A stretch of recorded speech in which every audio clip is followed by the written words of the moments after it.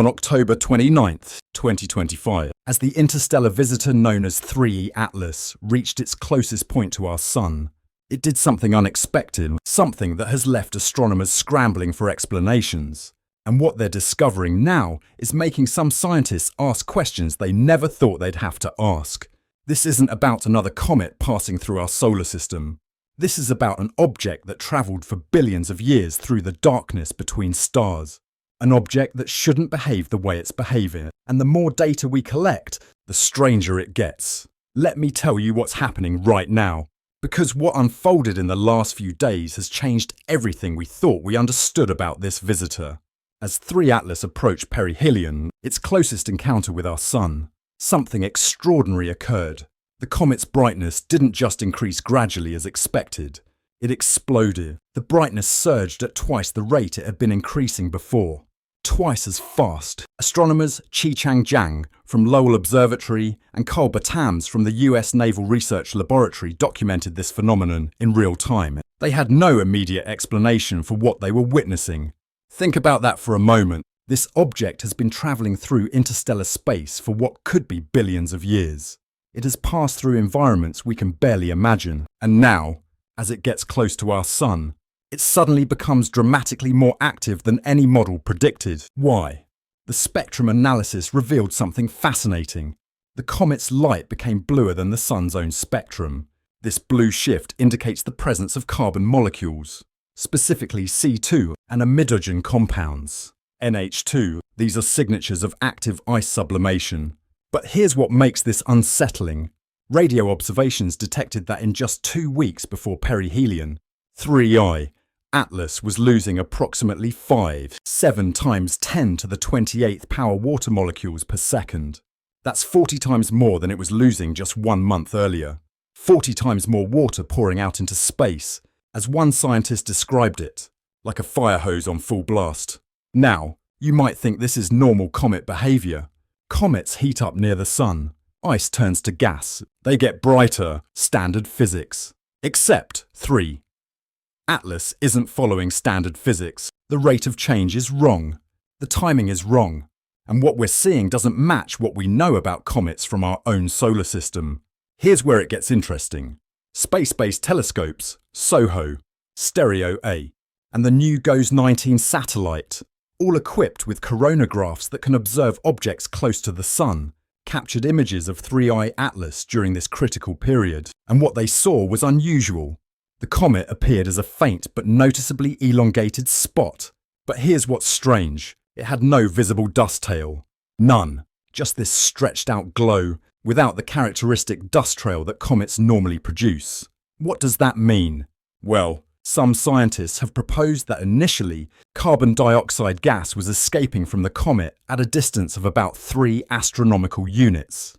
This CO2 would have been cooling the surface of the nucleus, essentially acting as a protective layer that prevented water from sublimating. But then something changed. That protective layer depleted, and when it did, the water ice underneath was suddenly exposed to direct solar radiation. The result, an explosive increase in brightness and activity. But there's another possibility.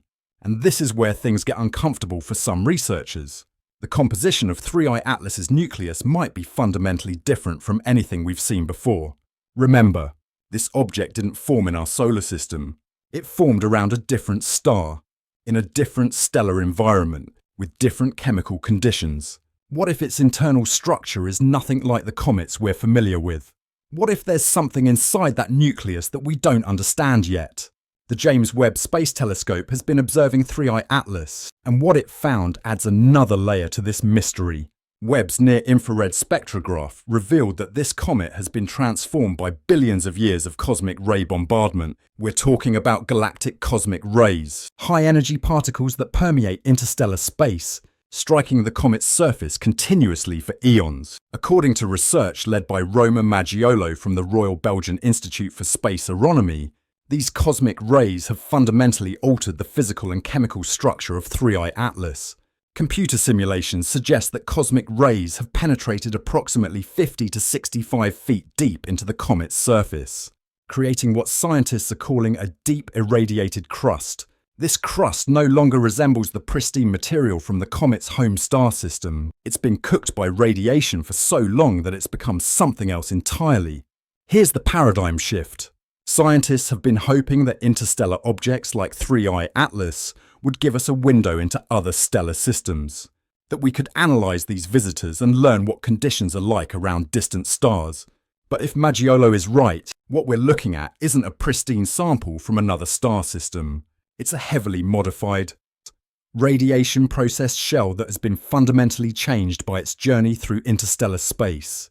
Maggiolo said something that should make us all pause. He said that 3I Atlas is now a product of its interstellar journey rather than where it came from, at least on the outside, which raises an obvious question. What's underneath that irradiated crust? What's hidden in the core of this object that might still be pristine material from its origin system? And here's something most people don't know. Professor Avi Loeb, the former chair of Harvard's astronomy department, has formally requested that NASA release all scientific data on 3I Atlas to the public. Why would he do that? What does he think might be in that data that NASA hasn't shared yet? The behaviour of 3I Atlas after Perihelion is now the focus of intense scrutiny. Scientists admit they don't know what will happen next. Will the brightness continue to increase? Will it suddenly fade? Zhang and Battams noted in their observations that the comet's evolution after perihelion could be just as unusual as the outburst that preceded it, maybe more unusual. And that uncertainty is what makes this moment so critical. We're watching in real time as an object from beyond our solar system does something we can't fully explain. At perihelion, 3I Atlas reached a visual magnitude of approximately 9. That's bright enough to be visible through small amateur telescopes, if you knew exactly where to look. But here's the thing. It was positioned so close to the sun in our sky that observing it from Earth's surface was nearly impossible during that crucial moment. We had to rely on space-based coronagraphs to see what was happening. And what they showed us was an object that looked nothing like a typical comet. The images revealed this elongated, glowing form without the expected dust tail. Instead, what we're seeing appears to be primarily gas emission. The hydroxyl glow, the signature of water vapor escaping from the comet, was detected by NASA's Swift ultraviolet optical telescope. But the lack of visible dust, that's anomalous. Comets produce dust. It's what makes their tails so spectacular. So where's the dust from 3I Atlas? One possibility is that the composition is fundamentally ice-rich, with very little solid material to produce dust. But that doesn't fully explain the explosive brightening. Another possibility, and this is where some researchers get uncomfortable, is that the object's internal structure is unlike anything we've classified before. Now, let's talk about what the James Webb Space Telescope revealed, because this is where the story takes a turn into territory that challenges our assumptions about interstellar objects. Webb observed 3I Atlas back in August, before the perihelion passage. The near-infrared spectrograph instrument analysed the light coming from the comet, looking at the specific wavelengths that tell us what molecules are present.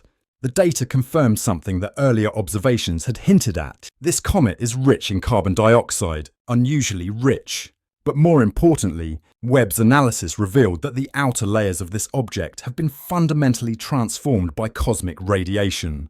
Here's what that means. In our solar system, we have a protective bubble called the heliosphere, created by the solar wind streaming out from our sun.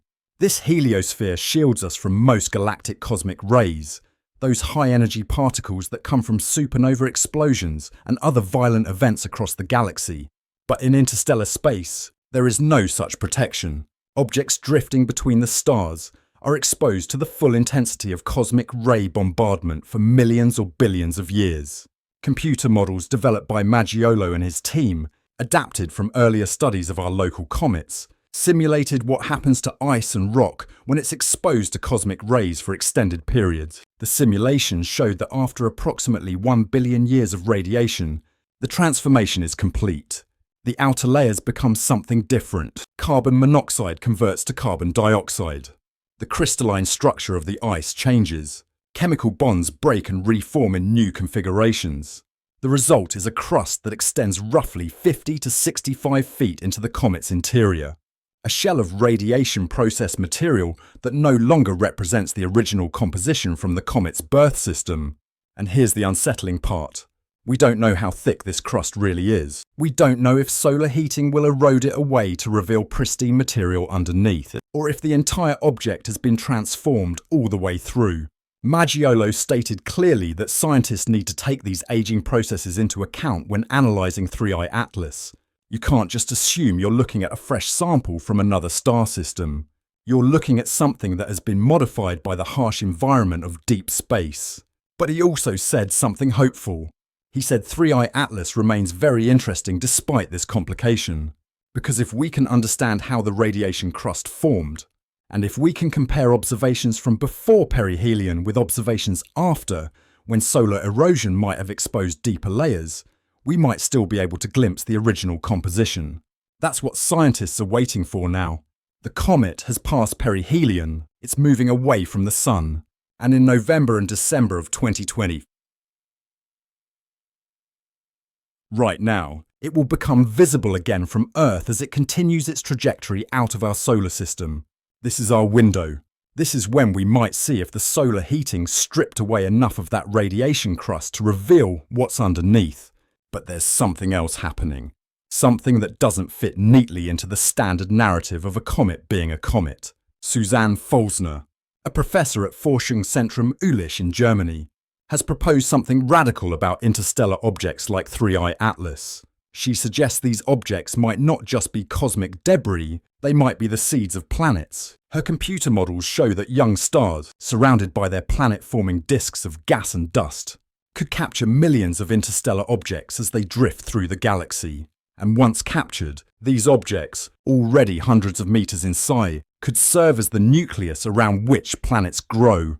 This solves a long-standing problem in planetary science. We know that planets form through accretion, small particles sticking together to form larger and larger objects, but there's a gap in our understanding. Computer simulations show that once objects reach about a meter in size, the chaotic environment of a protoplanetary disk should cause them to collide and shatter, rather than stick together. So, how do you get from meter-sized rocks to planet-sized worlds? Folsner's answer is simple. You don't start from meter-sized rocks. You start from interstellar objects that are already large enough to gravitationally attract material and begin the planet-building process.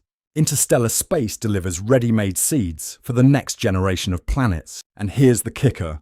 Her models suggest this process works especially well around massive stars. Stars larger than our Sun.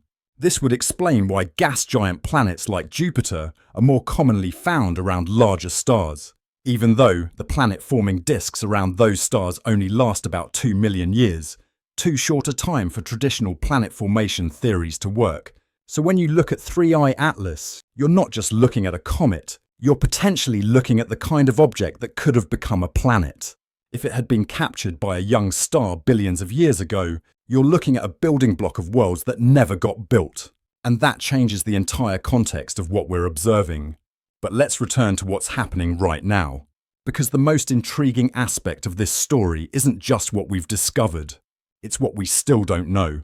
The trajectory of 3I Atlas is unusual. It's travelling at over 130,000 miles per hour relative to our solar system, moving in what observers have described as an unusually flat and straight path. This isn't the chaotic, curved trajectory you'd expect from an object that formed in our solar system and has been influenced by planetary gravity for billions of years. This is a trajectory that screams, I came from somewhere else, and I'm just passing through. Some estimates suggest 3I Atlas could be around 5 billion years old. That would make it approximately 3 billion years older than our entire solar system. Think about that. This object existed before our sun ignited, before Earth formed, before any of the planets we know came into being. It has been travelling through the galaxy since a time when the Milky Way looked completely different than it does today. What has this object seen? What environments has it passed through? What stellar systems did it drift by in the darkness? Never quite close enough to be captured, but close enough to be influenced by their radiation, their stellar winds, their cosmic neighbourhoods. We know it came from somewhere in the galactic frontier, possibly from the outer regions of the early Milky Way. But we don't know where it formed, what star it orbited, or what happened to that star. We don't know if it was ejected from a young planetary system by the gravitational interactions of forming gas giants, or if it's simply condensed in the space between stars and has been wandering ever since. What we do know is that right now, at this very moment, 3I Atlas is moving away from our sun, heading back out into the darkness. And we have a limited window to gather as much data as possible before it fades from view forever. Once it leaves, we'll never see it again. This is a one-time opportunity, and that brings us back to Avi Loeb's request to NASA. Professor Loeb has been vocal about the need for transparency when it comes to interstellar objects. He was one of the leading voices calling for serious scientific investigation of Oumuamua, the first confirmed interstellar visitor, which passed through our system in 2017. Loeb suggested then, and maintains now, that we should not dismiss unusual possibilities when confronted with unusual data. He argued that Oumuamua's elongated shape, its unexpected acceleration as it left the solar system, and its lack of visible comet activity were all anomalies that deserved rigorous investigation, rather than rushed explanations. Now, with 3I Atlas, Loeb is calling on NASA to release all scientific data to the broader research community and the public. His argument is straightforward. This is an object of extraordinary scientific importance. It's only the third confirmed interstellar visitor we've ever detected. The data collected by NASA's instruments, by the Swift telescope, by SOHO, Stereo, and GOES 19 represents humanity's best chance to understand what interstellar objects are really like. That data shouldn't be siloed. It should be available for independent analysis by researchers around the world.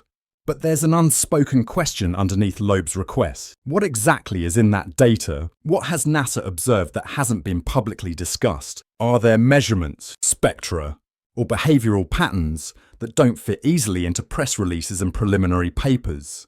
The scientific community is divided on how to interpret 3I Atlas. Some researchers are comfortable with the explanation that it's simply a comet with an unusual composition, modified by cosmic radiation, behaving in ways we haven't seen before because we've never studied an interstellar comet this closely. They point to the carbon dioxide, the water vapour, the molecular signatures that all say this is a comet, just a weird one, but others are less certain. They point to the anomalies, the explosive brightening that doesn't match models, the missing dust tail, the perfectly flat trajectory, the possibility that its internal structure is fundamentally different from anything in our cosmic neighbourhood. And they ask quietly, in research papers and conference presentations, what else could explain these observations? No one is saying it outright. No one wants to be the scientist who jumps to conclusions without evidence. But the questions are there, hanging in the air like the comet's own glowing tail. What if 3I Atlas isn't entirely natural? What if there's something about its composition, its structure, or its behaviour that suggests it's more than just a ball of ice and rock that's been drifting through space for billions of years? Here's what makes that question so uncomfortable. We have no framework for answering it. Our entire scientific understanding of comets, asteroids, and interstellar objects is based on natural formation processes. We look at spectra. We see carbon dioxide and water, and we think comet. We see an elongated shape, and we think fragment from a planetary collision. We see a trajectory, and we calculate gravitational interactions with other stellar systems. But what if the signatures we're trained to interpret have multiple possible explanations? What if some of the things we're seeing could be consistent with both natural and artificial origins? How would we even know the difference? This is not about declaring 3I Atlas is anything other than what it appears to be. This is about acknowledging that our sample size for interstellar objects is exactly 3. Oumuamua, Borisov, and now 3I Atlas. 3 objects out of the potentially billions or trillions of objects drifting through our galaxy. We're drawing conclusions about an entire class of cosmic phenomena based on 3 examples. That's not science. That's preliminary observation at best, and each of those 3 has presented us with surprises. Oumuamua accelerated in a way that couldn't be explained by outgassing alone. Borisov was relatively normal, but came from a different stellar environment with different chemical signatures. And now, 3I Atlas is brightening explosively. losing water at unprecedented rates and challenging our models of how irradiated comets should behave. Maybe all three are just natural objects with unusual properties. Maybe the universe is far more diverse than we've given it credit for. And every interstellar visitor will teach us something new about the variety of environments and formation processes across the galaxy. That's the simplest explanation, and it's probably correct. But the explosiveness of 3I Atlas's brightening, the timing of it, the way it happened right at Perihelion, that keeps nagging at some researchers. Because there's a difference between unusual but explainable and unusual in a way that suggests something we haven't considered. Let's talk about what happens next, because the story of 3I Atlas is far from over. As the comet moves away from the Sun, it will remain observable through November and December. Astronomers around the world are pointing their telescopes at it, collecting spectroscopic data, measuring its brightness, tracking any changes in its activity level. The question everyone wants answered is simple. Will the activity decrease now that it's moving away from solar heating? Or will something else happen? Zhang and Batams specifically noted that the post-perihelion evolution could be just as unusual as the pre-perihelion outburst. What did they mean by that? What are they expecting? Or perhaps more accurately, what are they concerned might happen? One possibility is that the comet will simply fade as expected. The solar heating decreases, the sublimation slows down, the brightness drops, and 3I Atlas becomes a dim speck, gradually disappearing into the darkness. That would be the normal scenario. Another possibility is that the activity continues, or even increases. If there's something inside the nucleus, some volatile material that's now been exposed by the erosion of the outer layers, it could continue outgassing even as the comet moves away from the Sun. That would tell us the internal composition is radically different from the surface. But there's a third possibility that no one wants to say out loud. What if the behavior changes in a way that can't be explained by solar heating at all? What if there's a pattern to the activity that suggests internal processes, rather than external heating? What would that mean? The two Mars rovers, Curiosity and Perseverance, actually had a unique opportunity to observe 3I Atlas from their vantage point on the Martian surface. Their observations provided a different perspective, a different angle of view that could reveal details invisible from Earth. The data from those observations hasn't been fully released yet. What did they see? Here's something most people don't realize. The comet came close enough to the Sun that the solar wind, that stream of charged particles flowing out from our star, would have interacted directly with its coma. The cloud of gas surrounding the nucleus, that interaction creates effects we can observe: plasma instabilities, magnetic field distortions, particle acceleration. And those effects can tell us about the composition and structure of the comet in ways that simple spectroscopy cannot. NASA's STEREO mission, specifically designed to study the Sun, captured images showing 3I Atlas interacting with the solar wind. Those images revealed structures in the coma, asymmetries in the gas distribution, patterns that suggest complex dynamics at play. But interpreting those patterns requires understanding not just cometary physics, but plasma physics, magnetohydrodynamics, and the chaotic environment near the Sun. This is why Loeb's call for data transparency matters. The more eyes on this data, the more perspectives brought to bear, the better chance we have of understanding what's really happening. Maybe one research group will notice something another group missed. Maybe an independent analysis will reveal a pattern that changes the entire interpretation. Science works best when it's open, when data is shared, when unusual observations are met with rigorous analysis rather than premature dismissal. And 3I Atlas is unusual enough that it deserves that level of scrutiny. Now, let's address something that's been circulating in online discussions. Some people have noted that the timing of 3I Atlas's outburst, coinciding almost exactly with perihelion, seems too precise. Natural processes are often messy, chaotic, with gradual changes rather than sudden transitions. So why did the brightness surge happen exactly when it did? The scientific explanation is that there was a threshold effect as the comet heated up. It reached a critical temperature where the sublimation rate suddenly increased. The protective CO2 layer depleted at a specific point, and once it did, the water ice underneath was exposed all at once, leading to the rapid brightening. That's plausible. That fits known physics. But there's an alternative interpretation that some find compelling. What if the object was designed to activate at a specific distance from a star? What if the outburst wasn't caused by passive heating, but by some internal process triggered by proximity to our sun? Before you dismiss that as science fiction, consider this. We've already sent probes to other planets that activate at specific times or under specific conditions. We've built satellites that wake up when they detect solar radiation above certain levels. The concept of a threshold-triggered system is not exotic. It's basic engineering. The question isn't whether such a thing is possible. The question is whether there's any evidence that 3I Atlas is anything other than a natural object. And the honest answer is, we don't have enough data yet to rule anything out conclusively. What makes 3I Atlas particularly intriguing is its mass. Early estimates suggest this object has a mass of approximately 33 billion tons. That's enormous for a comet. Most comets we observe from our own solar system are much smaller. The nucleus of Halley's Comet, for comparison, is estimated at around 22 billion tons, so 3I Atlas is significantly more massive than one of the most famous comets in human history. Now, mass alone doesn't mean anything unusual, but combined with the other anomalies, the high velocity, the explosive outgassing, the unusual trajectory, it adds another data point to a growing list of things that make this object stand out. And then there's the velocity. 130,000 miles per hour might not sound extraordinary in cosmic terms, but it represents a specific energy state.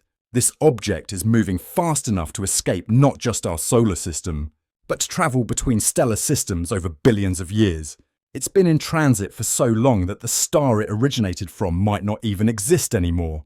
That star could have evolved off the main sequence, swelled into a red giant, shed its outer layers, and collapsed into a white dwarf, all while 3I Atlas was wandering through the darkness. Think about that journey. 5 billion years. If the age estimates are correct, this object has been travelling since before complex life existed on Earth. It passed through regions of space we can only theorise about. It survived encounters with who knows how many stellar systems, gravitational perturbations, radiation from sources we can't identify, and it emerged from all of that intact, still coherent, still recognisable as a discrete object rather than a dispersed cloud of debris. That in itself is remarkable. The survival rate for objects travelling through interstellar space over billions of years should be relatively low. Collisions, gravitational disruptions, radiation damage, all of these are threats. Yet 3I Atlas is here, apparently intact, apparently functioning in ways that suggest it's held together remarkably well. Despite its ancient origins, the irradiated crust that Webb detected might actually be part of the answer. That 50 to 65 foot thick layer of radiation process material could be acting as protective armour, shielding the interior from further damage, maintaining structural integrity. It's a shell forged by billions of years of cosmic ray impacts, harder and more resistant than the pristine ice underneath. In a sense, the journey itself made 3I Atlas more durable. But here's where it gets interesting from an engineering perspective. If you were designing a probe to travel between stellar systems, to survive the harsh environment of interstellar space for billions of years, what would you do? You'd need protection from radiation, you'd need structural integrity, you'd need a design that could handle extreme temperature variations, and you'd probably want it to be mostly passive, only activating when it encountered specific conditions. An irradiated crust would serve many of those functions. It would protect the interior.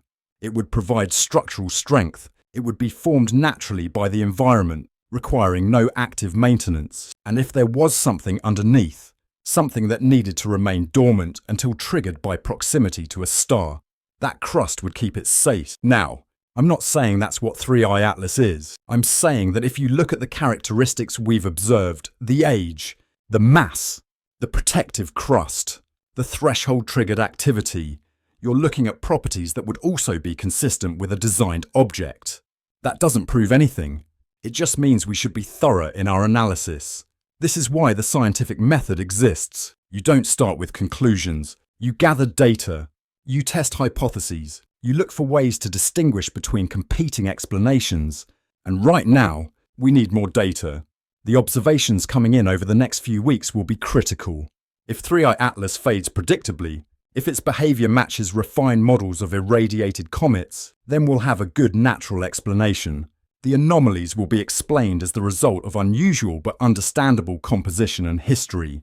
But if the behavior continues to deviate from predictions, if there are patterns that don't correlate with solar distance, if the data reveals compositions that challenge our understanding of natural comet formation, then we'll need to expand our hypothesis space. We'll need to consider possibilities that currently seem unlikely. And that's uncomfortable for many scientists, because once you start entertaining hypotheses outside the conventional framework, you open yourself up to criticism, to accusations of speculation, to being labelled as fringe. But that discomfort shouldn't prevent us from following the data wherever it leads. Loeb has been vocal about this. He's argued repeatedly that the stigma around discussing non-natural origins for unusual objects is itself unscientific. Science is supposed to be agnostic. You propose hypotheses, you test them against evidence, and you follow the results. If an artificial origin hypothesis can be tested and falsified, then it's a valid scientific hypothesis, regardless of how uncomfortable it makes people. The challenge is figuring out what observations would actually distinguish between natural and artificial origins. What would we expect to see differently? For a natural comet, we'd expect activity to correlate with solar heating. We'd expect the composition to fall within known ranges. We'd expect structural variations to be random. For something designed, we might expect precise threshold behaviors, activity that switches on or off. We might expect unusual symmetries. We might expect trajectory corrections that can't be explained by passive outgassing. We might even expect radio emissions that suggest modulation. Have we looked for those things? Have we conducted the tests that would allow us to distinguish between these possibilities? That's what Loeb is asking NASA to provide data for. Let the scientific community examine everything. Because here's the reality. We are living in a moment of cosmic significance. For the first time in human history, we have the technology to detect, track, and analyze objects from other stellar systems. We can point our most advanced telescopes at these visitors. The James Webb Space Telescope is giving us insights at unprecedented resolution. This is the golden age of interstellar object research, but it's also a brief window. These objects pass through quickly. 3I Atlas will be gone within months, disappearing back into the vast emptiness. We may not see another for years or decades. Each one is precious. Each one is an opportunity we can't afford to waste. And that's why the explosive brightening matters. It's why the missing dust tail matters. It's why the radiation crust matters. It's why every anomaly, every deviation from our models, deserves serious attention. Because we're not just studying a comet. We're gathering data that could reshape our understanding of what exists in interstellar space. Think about the implications if interstellar space is filled with objects like 3I Atlas, billions upon billions of them, drifting between the stars, carrying the chemical signatures of distant systems, possibly even the building blocks of planets yet to form. The galaxy becomes a vast ocean of potential. But think about the implications if even a small fraction of those objects are something else. If among the countless natural comets, there are also artifacts, probes, constructs sent out by civilizations that existed millions or billions of years ago, what would that mean for our understanding of intelligence in the universe? What would it mean for our place in the cosmic story? We've searched for radio signals. We've looked for laser pulses, for any sign that we're not alone. But maybe we've been looking in the wrong place. Maybe the evidence isn't out there among the stars. Maybe it's right here, passing through our own solar system, disguised as natural objects. Interstellar probes wouldn't look like spaceships from science fiction. They'd look like rocks, like ice, like comets. They'd blend in. And the only way we'd know the difference is through careful, detailed analysis of their behavior and composition. Which brings us back to the data. Which brings us back to transparency. The next few weeks will tell us a lot as 3I Atlas moves away from the sun. We'll gather more pieces of the puzzle. Maybe those pieces will fit together into a clear picture of an unusual but natural comet. Maybe they'll reveal patterns that force us to expand our theories.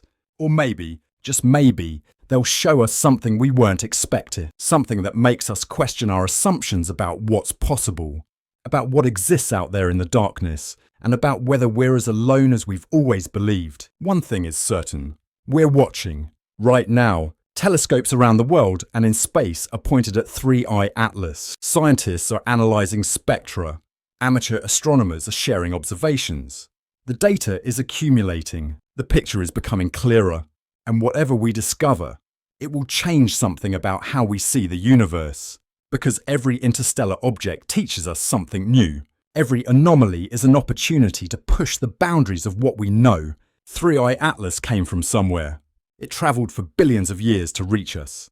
And now, for a brief moment in cosmic time, it's here. Close enough for us to study. It's performing in ways we didn't predict, behaving in ways that challenge our models.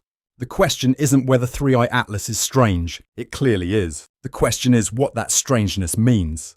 Is it the strangeness of a natural universe, more diverse than we've given it credit for?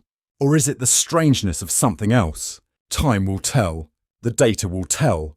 And that's why we need all of it. That's why transparency matters. Because in the end, this isn't just about one object. It's about how we approach the unknown.